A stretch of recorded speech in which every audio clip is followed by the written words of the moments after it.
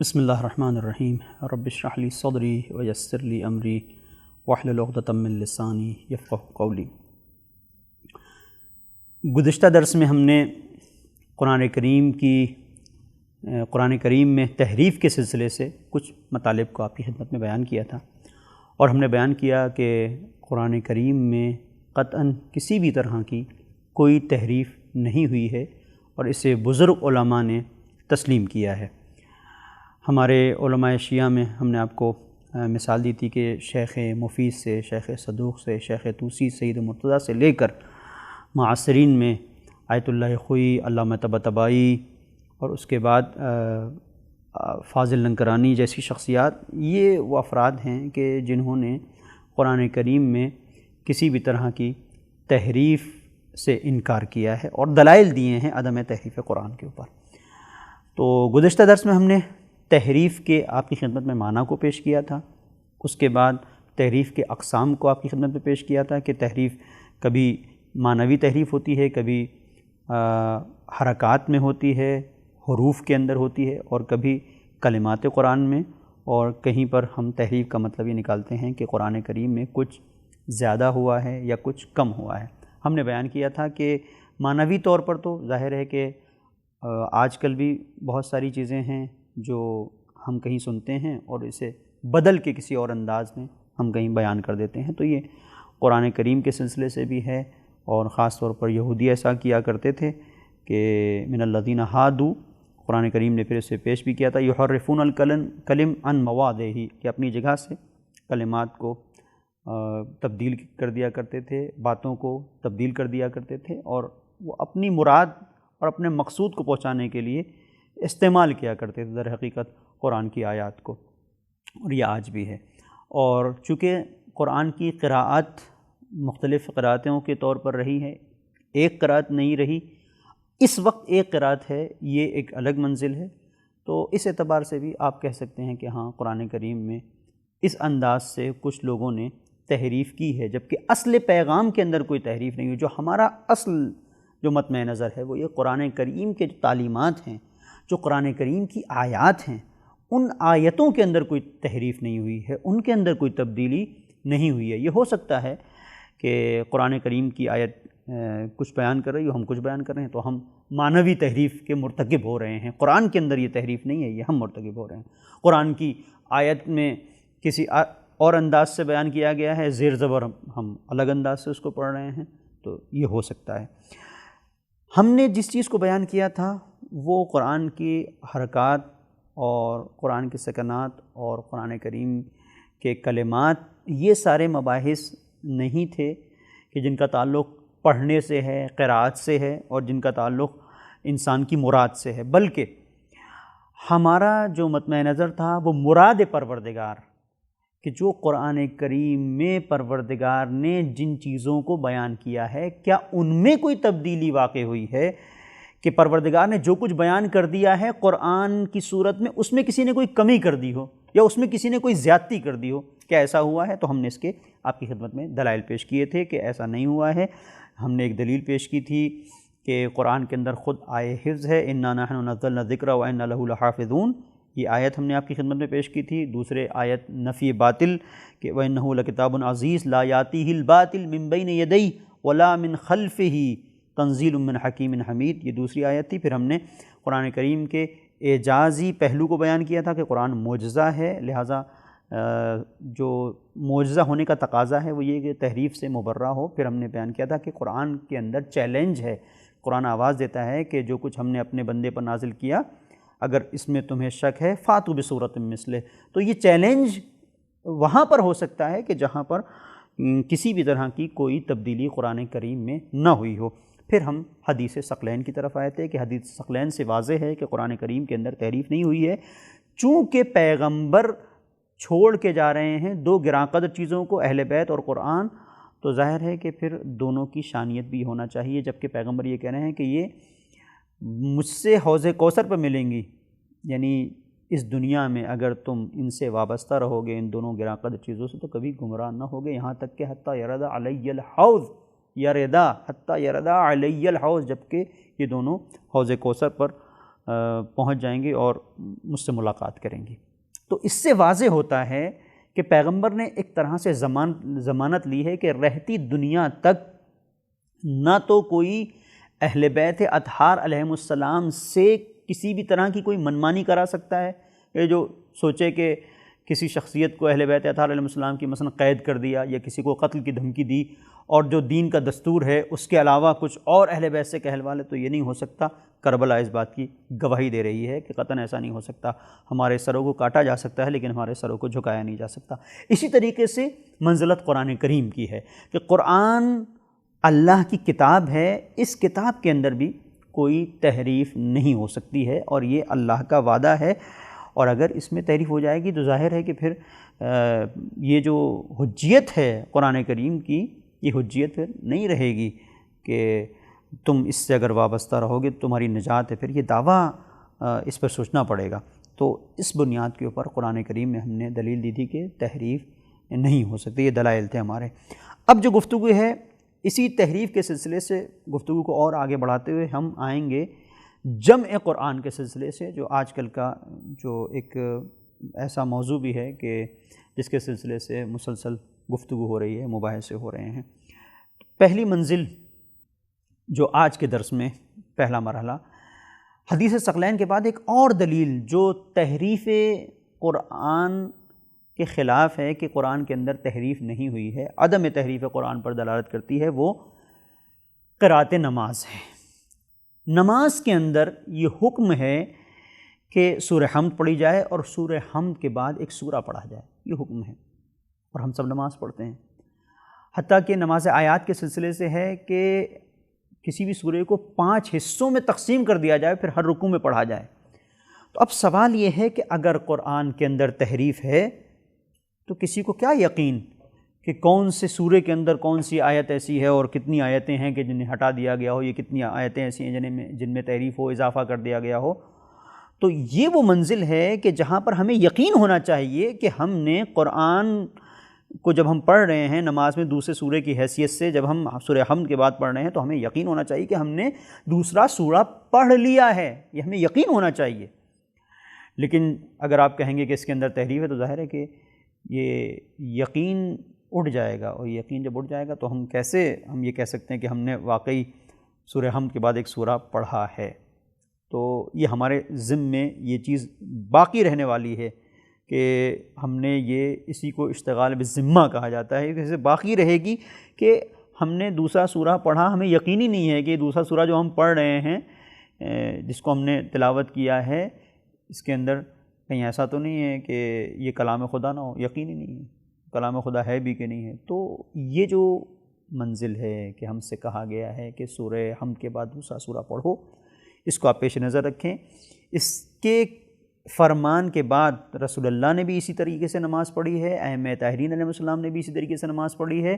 اگر کچھ تحریف کا معاملہ ہوتا تو جن سوروں میں تحریف نہیں ہوئی تھی کم سے کم اپنے چاہنے والوں کو، اپنے شیعوں کو، ائمہ طاہرین علیہ السلام کو بتا دینا چاہیے تھا کہ قرآن کریم کا جب تم سورہ حمد پڑھو تو سورہ حمد کے بعد تمہیں ان سوروں کو پڑھنا ہے، اس لیے کہ ان کے اندر تحریف نہیں ہوئی، جبکہ ہم نے کہیں پر بھی ایسا نہیں دیکھا۔ اس کا مطلب یہ ہے کہ مجموعی طور پر قرآن کریم کے کسی بھی سورے کا پڑھا جانا سورہ حمد کے بعد یہ کفایت کرتا ہے۔ یہ علماء اور فقہاء اس بات کی جب اجازت دیتے ہیں کہ آپ سورے کو پڑھ سکتے ہیں تو اس کا مطلب یہ ہے کہ ہر سورے کا کافی ہو جانا، سورہ حمد کے بعد کسی بھی سورے کا پڑھا جانا اور اس کی اجازت کا ہونا اس بات کی دلیل ہے کہ قرآن کریم کے اندر کوئی تحریف نہیں ہوئی ہے۔ ایک اور دلیل جو عدم تحریف قرآن کے اوپر ہے وہ تاریخ کی گواہی ہے کہ تاریخ اس بات کی گواہی دیتی ہے کہ قرآن کریم کو حضور سرور کائنات صلی اللہ علیہ وسلم کے زمانے سے لے کر خلفاء کے زمانے تک مختلف انداز سے قرآن کریم کو حافظوں نے حفظ بھی کیا ہے، قاریان قرآن نے پیش بھی کیا ہے۔ کہیں پر بھی ایسا نہیں ہوا کہ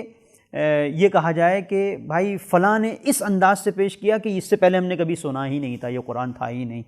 یا مثال کے طور پر کسی خلیفہ کے زمانے میں یہ بات ہو کہ بھائی یہ 2-3 آیتیں ایسی ہیں کہ جنہیں ہم پہلی بار سن رہے ہیں، ہم نے اس سے پہلے سنی نہیں تھی، یا ان آیتوں کو حذف کر دیا گیا ہے، ہم نے تو ان آیتوں کو اس طرح سے سنا تھا۔ یہ ساری چیزوں کا نہ ہونا اس بات کی دلیل ہے کہ تاریخ اس بات کی گواہی دیتی ہے کہ قرآن کریم کے اندر تحریف نہیں۔ تاریخ میں کسی بھی مقام پر اگر طول تاریخ میں کہیں پر بھی قرآن کریم کے اندر کوئی بھی تبدیلی پیدا ہوتی تو لوگ اظہار کرتے، لوگ اس بات کا اظہار کرتے اور اس بات کو پیش کرتے کہ یہ قرآن کریم کے اندر تبدیلی ہو رہی ہے، چونکہ قرآن سے لوگوں کے دل جڑے ہوئے تھے، قرآن لوگوں کی روح کے اندر اترا ہوا تھا، اور آج بھی اسی طریقے سے ہے۔ آج بھی اگر کوئی قرآن کے سلسلے سے اس طرح کی بات کرتا ہے تو ہم قبول کرنے کے لیے تیار نہیں ہے۔ تو ایک دلیل تاریخ خود گواہ ہے کہ قرآن کے اندر کوئی تبدیلی نہیں ہوئی ہے۔ ایک اور دلیل جسے علامہ طباطبائی نے پیش کیا ہے وہ تواتر قرآن ہے۔ تواتر کا مطلب دیکھیں حدیث میں یہ ہوتا ہے کہ ہر ایک طبقے کے اندر کچھ راوی ایسے ہوں کہ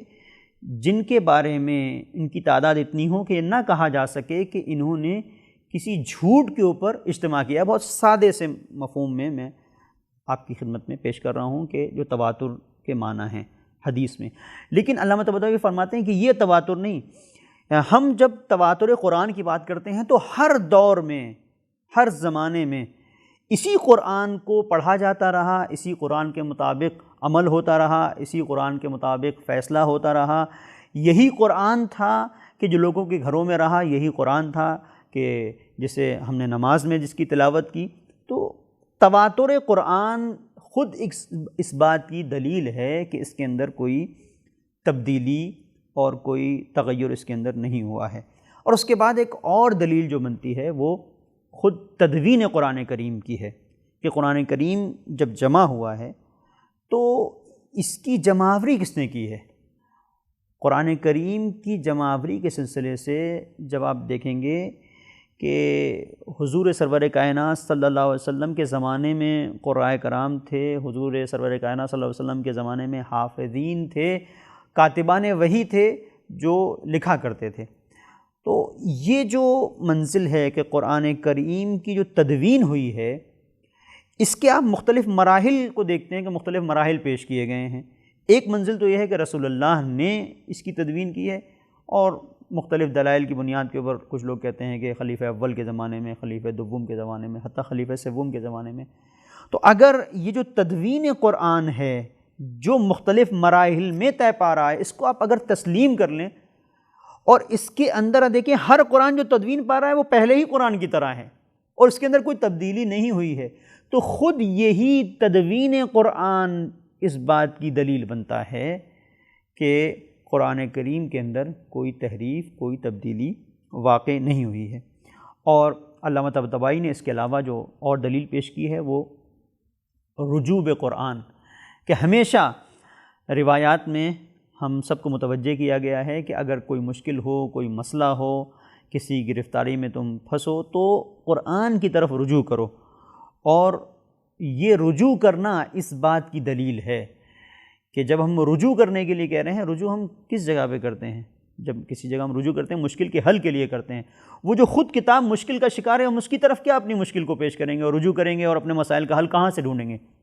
اگر قرآن کریم کے اندر کوئی تحریف ہو جائے گی یا اس کے اندر کوئی تبدیلی واقع ہو جائے گی۔ اور اس کے علاوہ احادیث کو قرآن کریم کے اوپر پیش کرنے کے سلسلے سے حدیث ہے کہ اگر تمہیں کسی حدیث کے بارے میں شک ہو رہا ہے کہ یہ معصوم سے ہے کہ نہیں تو اسے قرآن کے سامنے پیش کرو، اور اگر قرآن کے مطابق ہے تو ٹھیک ہے، اور اگر نہیں ہے فَضْرِبُوهُ عَلَى الْجِدَارِ، دیوار پہ دے مارو، اس لیے کہ وہ حدیث جو قرآن کے خلاف ہو وہ ہماری حدیث نہیں ہے، وہ دیوار پہ دے مارنے کے لائق ہے۔ اور پھر علامہ طباطبائی نے اس حدیث کو بھی پیش کیا ہے کہ اِنَّ عَلَى كُلِّ شَيْءٍ حق، ہر شے کا حق ہے، حقیقہ عَلَى كُلِّ ثواب نورا، ہر شے کا ایک حق ہے، ان علی کل شیء حق حقیقہ، ہر شے کا ایک حق ہے، حقیقت ہے، علی کل ثواب نورا، اور ہر ایک جو صحیح چیز ہے اس کا ایک نور ہے۔ فما وافق کتاب اللہ، اور جو بھی چیز اللہ کی کتاب سے موافق ہے فخذوہ، اسے لے لو، وما خالف کتاب اللہ فدعوہ، اور جو اللہ کی کتاب کے مخالف ہے اسے ترک کر دو۔ اس کا مطلب یہ ہے کہ علی کل شیء حق، ہر شے کا ایک حق ہے اور ہر شے کی ایک حقیقت ہے۔ پھر آپ کہتے ہیں کہ اور ہر جو صحیح بات ہے اس کا نور ہے۔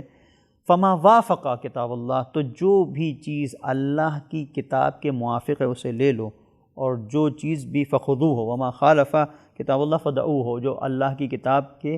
مخالف ہے اسے چھوڑ دو۔ تو اب سوال یہ ہے کہ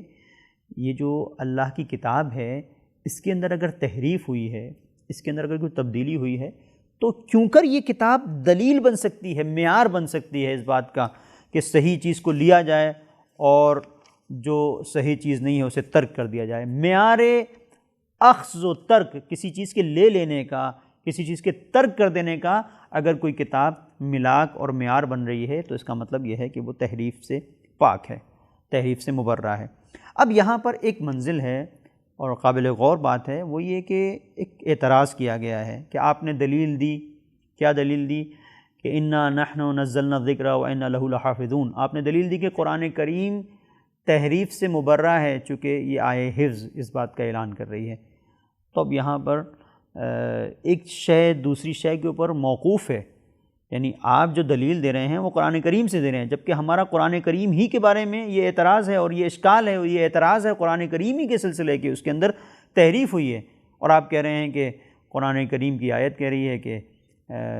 یہ ہر طرح کی تحریف سے مبرہ ہے، چونکہ آیے حفظ ہے، انا نحن نزلنا الذکر وانا لہ لحافظون۔ یہ تو ایک شے دوسری شے پر متوقف ہو گئی اور یہ صحیح نہیں ہے۔ تو اب یہاں پر علامہ طباطبائی نے جو گفتگو کی ہے وہ یہ ہے کہ ٹھیک ہے کہ آپ کا کہنا یہ ہے کہ ممکن ہے کہ اسی آیت کے اندر تحریف ہو گئی ہو، یہی آیت ان آیات میں ہو کہ جس کے اندر تحریف ہے۔ تو علامہ طباطبائی نے یہاں پہ کہا ہے کہ یہ صرف احتمال سے کام نہیں چلے گا کہ آپ صرف احتمال دے رہے ہیں، ممکن ہے، آپ کو دلیل دینا پڑے گی کہ آیت وہ ہے کہ جس کے اندر تحریف ہوئی ہے، اس کو دلیل سے آپ کو ثابت کرنا پڑے گا۔ اور اس طرح سے نہیں ہے کہ کسی بھی جگہ پر آپ کہیں کہ اس کے اندر جو ہے وہ تحریف ہو گئی اور کہہ کے نکل جائیں۔ دوسری بات یہ ہے کہ ہم جس چیز کو پیش کر رہے ہیں وہ قرآن کریم کی یہ وہ آیت ہے کہ جس کے سلسلے سے سب کا اتفاق ہے کہ اس کے اندر کوئی تحریف نہیں ہے، کسی نے نہیں کہا ہے کہ اس کے اندر کوئی تحریف ہے، اور اگر کوئی کہے تو دلیل لے کے آئے۔ یہ آیت قرآن کی اس بات کا اظہار کر رہی ہے جس طریقے سے قرآن کے اندر شک و شبہے کو نہ ہونے کے سلسلے سے سورہ بقرہ کی آیت اعلان کر رہی ہے، ذالک الکتاب لا ریب فیہ، یہ وہ کتاب ہے اس میں شک و شبہے کی گنجائش نہیں ہے، ویسے ہی یہ آیت اس بات کا اظہار کر رہی ہے کہ قرآن ہر طرح کی تحریف سے مبرہ ہے اور پاک ہے۔ اب یہاں پر جو ذکر کی بات آئی ہے، انا نحن نزلنا الذکر وانا لہ لحافظون، یا جہاں پر یہ مسئلہ ہے کہ ہم نے قرآن کو بعنوان ذکر نازل کیا ہے، جہاں جہاں پر بھی قرآن کو ذکر کہا گیا ہے، تو وہاں پر بعض لوگوں نے یہ بات کی ہے جو تحریف کے قائل ہیں، بعض لوگوں نے یہ کہا ہے کہ یہاں ذکر سے مراد کتاب پروردگار نہیں ہے، بلکہ ذکر سے مراد رسول اللہ ہیں۔ ان کی دلیل یہ ہے قد انزل اللہ علیکم ذکرا رسولا یتلو علیکم آیات اللہ، وہ کہتے ہیں کہ یہاں پر رسول کو ذکر کے عنوان سے قرآن کریم نے پیش کیا ہے۔ سورہ طلاق کی 10 نمبر کی آیت کہتے ہیں کہ یہاں پر رسول ہے، یہاں پر تو قرآن نہیں ہے، اور جہاں پروردگار کہہ رہا ہے کہ ہم نے تمہارے اوپر ذکر کو نازل کیا، یعنی رسول کو نازل کیا ہے۔ اس کا جواب بھی آیت اللہ خوئی نے بڑی خوبصورتی کے ساتھ دیا ہے، اور آپ فرماتے ہیں کہ نہیں، ذکر سے مراد قرآن کریم ہی ہے، اور اس کی دلیل آپ یہ دیتے ہیں کہ دیکھیں جہاں پر بھی قرآن کے سلسلے سے بھیجے جانے کو استعمال کیا ہے وہاں تنزیل کا لفظ ہے یا انزال کا لفظ ہے قرآن کریم کے لیے، اور اگر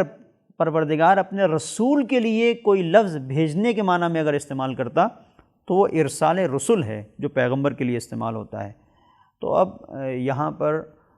ہم یہ نہیں کہہ سکتے کہ یہاں ذکر سے مراد چونکہ لفظ ذکرًا رسولہ ہے تو اس کا مطلب یہ ہے کہ رسول کو بعنوان ذکر بھیجا گیا ہے، چونکہ قرآن کہہ رہا ہے قد انزل اللہ الیکم ذکرا، جو قرآن کریم کہہ رہا ہے کہ ہم نے تمہارے اوپر ذکر کو نازل کیا، تو یہ نزول خود بتا رہا ہے کہ یہ کتاب کو پروردگار نازل کر رہا ہے۔ اگر رسول ہوتا تو پروردگار آواز دیتا کہ ارسلنا الیکم مثلا، یہ ارسلنا کا لفظ استعمال کرتا قرآن کریم، لیکن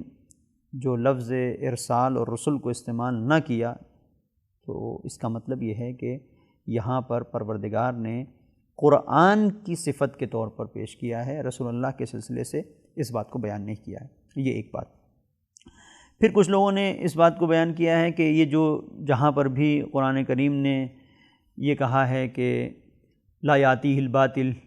من بین یدیہ ولا من خلفہ، جس کو آپ نے دلیل بنایا ہے قرآن کریم کے سلسلے سے کہ اس کے اندر تحریف نہیں ہے، تو یہ در حقیقت یہ ہے کہ کوئی اس کے اوپر اعتراض نہیں کر سکتا ہے، یہ اتنا مستحکم کلام ہے کہ جس کے اوپر تنقید نہیں کی جا سکتی ہے۔ اس کا بھی جواب آیت اللہ خوئی نے دیا ہے کہ بہت سارے لوگوں نے قرآن کے اوپر تنقید کی ہے، بہت سارے لوگوں نے قرآن کے اوپر اشکال اور اعتراض کیا ہے، اور آج تک ایسا ہو رہا ہے۔ تو یہ مطلب نہیں ہے، مطلب یہ ہے کہ قرآن کی آیتوں کو کوئی تبدیل نہیں کر سکتا ہے، قرآن کی آیتوں میں کوئی اضافہ نہیں کر سکتا ہے، یہ کہنا چاہا ہے۔ اب یہاں پر دو باتیں اور کہی جاتی ہیں۔ ایک بات یہ ہے کہ اگر قرآن کریم کے اندر تحریف نہیں ہے تو پھر وہ قرآن کیا ہے جو امام زمانہ عجل اللہ تعالیٰ فرجہ الشریف کے پاس ہے، اور پھر وہ قرآن کیا ہے کہ جو مولائے کائنات علی ابن ابی طالب علیہ السلام نے جیسے جمع کیا تھا، اور جو لوگوں نے قبول نہیں کیا، جو سلاطین زمانہ نے قبول نہیں کیا، تو اس کا مطلب یہ ہے کہ وہ کچھ اور ہے، اور حقیقت قرآن جو ہمارے سامنے ہے یہ کچھ اور ہے، اور وہ قرآن جو امام زمانہ جل اللہ تعالیٰ فرجہ الشریف کے پاس ہے وہ اور ہے، جو مولائے کائنات علی ابن ابی طالب علیہ السلام کے پاس تھا وہ کچھ اور۔ یہ ایک شبہہ ہے جس کا جواب بھی آیت اللہ خوئی نے اپنی تفسیر البیان میں دیا ہے، اور بہت ہی خوبصورتی کے ساتھ انہوں نے اس بات کو واضح کرنے کی کوشش کی ہے کہ یہ ایک طرح کا شبہہ ہے۔ مولائے کائنات علی ابن ابی طالب علیہ السلام نے قرآن جمع ضرور کیا تھا، لیکن ہمارے پاس کوئی ایسی دلیل نہیں ہے جو اس بات کو بیان کرے کہ مولا نے جو قرآن جمع کیا تھا، یہ جو قرآن ہے اس قرآن سے الگ ہٹ کر وہ کوئی دوسرا قرآن تھا، کوئی ایسی دلیل نہیں ہے۔ اور اگر ایسی کوئی بات ہوتی تو مولائے کائنات کم سے کم اپنی زمان حکومت میں، اپنی حکومت کے دوران میں لوگوں کو متوجہ کرتے، اور آپ کو اتنا اختیار تھا کہ آپ سارے قرآن کو جہاں جہاں پر بھی قرآن موجود تھے جمع کرتے، اور اپنا قرآن جو آپ نے جمع کیا تھا جو واقعی قرآن تھا، اور علی کے لیے ضروری بھی تھا، اس لیے کہ رسول اللہ کہہ کے گئے تھے کہ انی تارک فیکم الثقلین، تو ثقلین جو رسول اللہ بیان کر کے گئے حدیث ثقلین میں، اس کی صداقت کو باقی رکھنے کے لیے چونکہ مولائے کائنات پیغمبر اسلام صلی اللہ علیہ وسلم کی ہی تمام محنتوں کو باقی رکھنے کے سلسلے سے اتنی مشقتوں کو برداشت کر رہے ہیں کہ آپ کو 25 سال کا تلخ سکوت برداشت کرنا پڑا ہے، اور آپ نے اتنی محنت کی کہ اس میں آپ نے قرآن کریم کو جمع کیا ہے۔ تو اگر یہ ایسا قرآن ہے جو رائج قرآن کے برخلاف ہے اور لوگوں نے اس میں تبدیلی کر دی ہے، تو مولائے کائنات علی ابن ابی طالب علیہ السلام کو جو حقیقی قرآن تھا اسے پیش کرنا چاہیے تھا، لیکن آپ نے نہیں کیا۔ دوسری بات یہاں پر جو اور اہم ہے وہ یہ کہ مولائے کائنات کے سلسلے سے جو روایات ہیں وہ یہ ملتی ہیں کہ مولائے کائنات نے جو قرآن جمع کیا تھا اس کی خصوصیت یہ تھی کہ اس کے اندر شان نزول تھا، اس کے اندر متشابہ آیات کون سی ہیں، محکم کون سی ہیں، اس کے اندر کہاں کہاں پر کون سی آیت نازل ہوئی ہے، تمام تر ضروری جو نکات ایک آیت کے سلسلے سے ہو سکتے تھے، بعض تفسیری نکات کے ساتھ مولائے کائنات نے اسے جمع کیا تھا، یہ حقیقت ہے۔ لیکن تھا اصل وہی قرآن کہ جو آج رائج ہے، اس کے علاوہ نہیں تھا۔ دوسری بات یہ کہ آپ کہیں کہ وہ جو قرآن اصلی ہے وہ امام زمانہ اجل اللہ تعالیٰ فرجہ الشریف کے پاس ہے، اور یہ جو قرآن ہے یہ تحریف شدہ قرآن ہے۔ تو اب سوال یہ ہے کہ یہ قرآن ہماری ہدایت کے لیے آیا ہے، ھدی للمتقین یہ قرآن ہے، ھذا بیان للناس یہ قرآن ہے، لوگوں کی ہدایت کے لیے یہ قرآن آیا ہے، لوگوں کی شفا کے لیے یہ قرآن آیا ہے، یہی قرآن ہے جو راہ زندگی کو بتانے والا ہے۔ اب اگر یہ قرآن جو ہمارے پاس ہے یہ کچھ اور ہے اور اس کے اندر تبدیلی ہو گئی ہے تو ظاہر ہے کہ پھر ہم بھٹکتے رہیں گے، سرگرداں رہیں گے، اور حقیقت میں قرآن جو ہے وہ امام زمانہ اجل اللہ تعالیٰ فرجہ شریف کے پاس ہے۔ تو یہ تو بڑی عجیب سی بات ہو جائے گی کہ پھر وہ جو امام زمانہ اجل اللہ تعالیٰ فرجہ شریف کے پاس ہے اس سے ہمیں کیا حاصل ہو رہا ہے؟ یہاں پر بھی علماء نے اس بات کی وضاحت کی ہے کہ جس چیز سے ہم یہ نتیجہ نکالتے ہیں جن احادیث سے، وہ نتیجہ ہم غلط نکالتے ہیں کہ امام جب آئیں گے تو اتنے لوگ خرافات کا شکار ہو چکے ہوں گے، اتنی جہالتوں کا شکار ہو چکے ہوں گے کہ جب امام زمانہ اجل اللہ تعالیٰ فرج شریف آئیں گے تو لوگ کہیں گے کہ نئی کتاب لے کے آئے ہیں، یہ نئی تعلیمات ہیں، یہ نیا دین ہے۔ تو کیا وہ نیا دین لے کے آ رہے ہیں؟ نہیں، قطعاً ایسا نہیں ہے۔ لوگوں نے ایک دوسرے دین کو اختیار کیا ہوا تھا جو ان کے ذہن میں پرورش پا رہا تھا، اوہام و خرافات کو دین سمجھ لیا تھا۔ جب حقیقی وارث دین آیا تو اس نے حقیقی دین کو پیش کیا ہے۔ تو اس کا مطلب یہ نہیں ہے کہ امام زمانہ اجل اللہ تعالیٰ فرج شریف جب آئیں گے تو کسی اور کتاب کو پیش کریں گے، نہیں، اسی کتاب کو پیش کریں گے جو قرآن کریم ہے، جو ہم سب کے سامنے ہے۔ لیکن جو مفہوم ہم نکالتے ہیں اور اپنی زندگی کو بہتر بنانے کے لیے کہ جس طرح سے ہم قرآن کی آیتوں کو بھی لے کے چلتے ہیں اور اپنا بھی ایک شارٹ کٹ میں جس طرح سے ہم جنت تک پہنچنا چاہتے ہیں، بہرحال اس کے برخلاف امام زمانہ اجل اللہ تعالیٰ فرجہ شریف حقیقت قرآن کو ہمارے سامنے پیش کریں گے، واقعیت قرآن کو ہمارے سامنے پیش کریں گے۔ تو یہ کچھ باتیں ہیں کہ جن کی طرف توجہ کی ضرورت ہے۔ اب ایک جو اہم مسئلہ ہے وہ یہ کہ قرآن کریم کو کس دور میں جمع کیا گیا، ہم اس کے اوپر انشاءاللہ آپ کی خدمت میں کچھ مطالب کو پیش کرنے کی کوشش کریں گے کہ قرآن کریم کیا خلفاء کے زمانے میں جمع ہوا یا قرآن کریم کو رسول اللہ کے زمانے میں ہی جمع کیا جا چکا تھا۔ پہلی بات یہ کہی جاتی ہے کہ خود رسول اللہ صلی اللہ علیہ وآلہ وسلم کے زمانے میں قرآن کریم کو جمع کیا جا چکا تھا۔ دوسری بات یہ ہے کہ خلیفہ اول کے زمانے میں جمع ہوا، اور تیسری بات یہ ہے کہ خلیفہ دوم کے، پھر یہ خلیفہ سوم کے، حتیٰ یہ کہا جاتا ہے کہ مولا کائنات علی ابن ابی طالب علیہ السلام نے قرآن کو جمع کیا۔ اور رائج بات یہ ہے کہ جسے عام طور پر تسلیم کیا جاتا ہے کہ خلیفہ سوم نے قرآن کریم کو جمع کیا تھا۔ یہاں پر جو آیت اللہ خوئی نے جو ایک گفتگو کی ہے وہ قابل غور ہے۔ آپ فرماتے ہیں کہ نہیں، یہ قرآن رسول اللہ صلی اللہ علیہ وآلہ وسلم کے زمانے میں جمع ہو چکا تھا، اور قرآن کو جس طرح سے حضور سرور کائنات صلی اللہ علیہ وسلم نے متعارف کرایا ہے، قرآن کا جس طرح سے تعارف کرایا ہے کہ میں تمہارے درمیان دو گراں قدر چیزیں چھوڑے جا رہا ہوں، کتاب اللہ و عترتی، یہ اس بات کی دلیل ہے کہ پیغمبر اگر یہ کہہ رہے ہیں کہ میں دو چیزیں چھوڑے جا رہا ہوں اور ایک کہہ رہے ہیں کتاب، تو کون سی کتاب چھوڑ کے جا رہے ہیں؟ کیا وہ کتاب چھوڑ کے جا رہے ہیں کہ جو مثال کے طور پر کھالوں پہ لکھی ہوئی ہے، بعض حفاظ کے سینے میں ہے، بعض جگہوں پہ پتھروں پہ لکھی ہوئی ہے، بعض جگہوں پر مثلا کاغذوں پہ لکھی ہوئی ہے، ہرن کی کھال کے اوپر لکھی ہوئی ہے؟ یہ کہاں پر ہے یہ قرآن؟ درختوں کی چھال کے اوپر لکھی ہوئی ہے، پتوں کے اوپر لکھی ہوئی ہے؟ کیا پیغمبر یہ کہہ رہے ہیں کہ میں تمہارے درمیان میں اہل بیت چھوڑے جا رہا ہوں؟ اہل بیت کے بارے میں تو پتہ ہے کہ کون اہل بیت ہیں، پیغمبر اہل بیت کے بارے میں کہہ رہے ہیں، اس کے ساتھ ساتھ اب قرآن کے بارے میں کہہ رہے ہیں، تو قرآن کہاں پر ہے وہ جسے پیغمبر چھوڑ کے جا رہے ہیں؟ اس کا مطلب یہ ہے کہ پیغمبر نے اگر یہ بیان کیا ہے کہ انی تارک فیکم الثقلین کتاب اللہ و عترتی اہل بیتی ما ان تمسکتم بہما لن تضلوا بعدی، تو جس طرح سے یہ قرآن و اہل بیت کو ساتھ ساتھ بیان کرنا عدم تحریف قرآن کے اوپر دلیل ہے، اسی طریقے سے قرآن کے رسول اللہ کے دور میں جمع آوری پر بھی یہی حدیث ثقلین دلیل بن جاتی ہے۔ اس لیے کہ معنی نہیں رکھتا ہے کہ حضور سرور کائنات صلی اللہ علیہ وسلم یہ کہیں کہ میں قرآن کو چھوڑ کے جا رہا ہوں، اہل بیت کو چھوڑ کے جا رہا ہوں، اور پھر یہ وہ کتاب ہو کہ جس کے بارے میں کچھ پتہ ہی نہ ہو، کچھ اس کا حصہ کھالوں کے اوپر لکھا ہوا ہو، کچھ درختوں کی چھالوں کے اوپر لکھا ہوا ہو، کچھ پتوں کے اوپر لکھا ہوا ہو، کچھ پتھروں کے اوپر لکھا ہوا ہو، اور پیغمبر کہیں کہ میں یہ کتاب چھوڑ کے جا رہا ہوں، وہ کتاب کہاں ہے؟ تو اگر پیغمبر یہ کہہ رہے ہیں کہ میں تمہارے درمیان میں دو گراں قدر چیزیں چھوڑے جا رہا ہوں، کتاب اللہ و عترت اہل بیتی، تو اس کا مطلب یہ ہے کہ یہ واقعی کتاب ہے، اور حضور سرور کائنات کا خاص اہتمام جو ہے وہ اس بات کو بیان کرتا ہے، جو خاص پیغمبر نے اہتمام کیا ہے کہ خاص افراد تھے جو قرآن کو حفظ کرتے تھے، لکھتے تھے، پیغمبر کو دکھاتے تھے، پیغمبر دیکھتے تھے، اور پیغمبر مشاہدہ کرنے کے بعد اس پر سواد بناتے تھے، اس کی صحت کا اعلان کرتے تھے کہ صحیح ہے۔ تو پیغمبر جن جن آیات کو پیغمبر کے سامنے پیش کیا جاتا تھا، پیغمبر کہتے تھے کہ ہاں ٹھیک ہے، اپنی مرضی کے مطابق، اپنی منشا کے مطابق، جو